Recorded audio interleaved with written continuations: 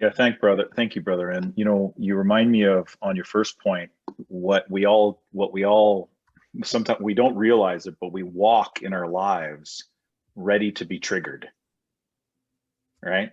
And someone comes up to us at work or in the office and says, you know, something, and you know, they're kind of beside themselves on how we have reacted, and we afterwards we're like, why did we react that way?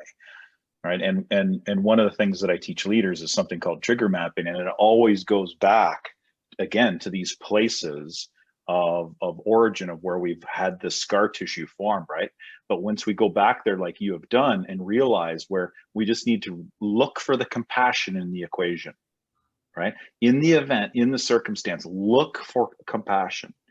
Because I've found inevitably that where we find compassion, forgiveness holds our hand, right? And you've experienced it. It's so freeing, right? And someone that I really respect consistently says to me, forgiveness is the key to happiness. You know, and then I think that was one of the greatest transformations that happened for me personally, and in other leaders that I'm working with, right? I recently an ongoing relationship with a leader I'm blessed to work with, epically successful, incredible firm, global.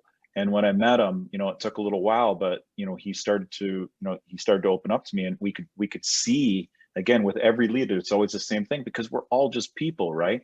But in he we wear this kind of, you know, protective armor, and we think we have, and it's in the weight of the stigmas as leaders that we wear that we have to be.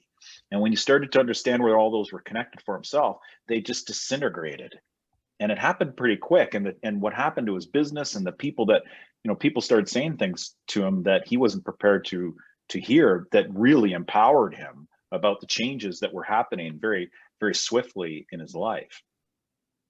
So I think that was really important that you brought that up, because that forgiving part really does, gang, really does allow you, if you haven't truly experienced it as a focus, free you on your journey and your path.